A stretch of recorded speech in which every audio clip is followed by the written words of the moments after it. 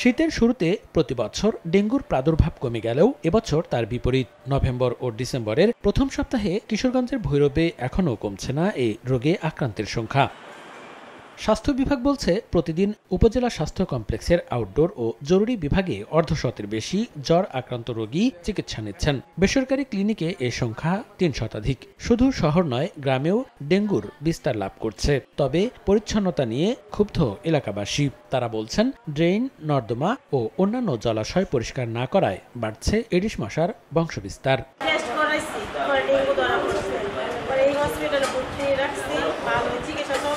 প্রত্যেকটা বিল্ডিং এর 2-3 করে ডেঙ্গু রোগী আছে।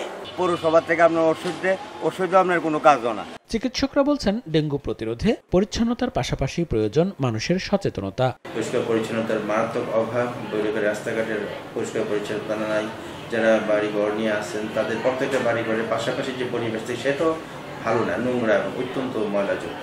বৃষ্টি একটা মেইন কারণ। এছাড়া ভৈরবে খেয়াল করে দেখবেন যে এখন সব জায়গায় রাস্তাঘাট তৈরি হচ্ছে, বিশেষ করে ড্রেন। তো ড্রেনগুলো তৈরি করার ফলে পানি স্ট্যাগনেন্ট হয়ে যাচ্ছে, পানি চলাচলটা বাধাগ্রস্ত হচ্ছে। এই জন্য আমি মনে করি যে মশার বংশবিস্তারটা বেড়ে যাচ্ছে।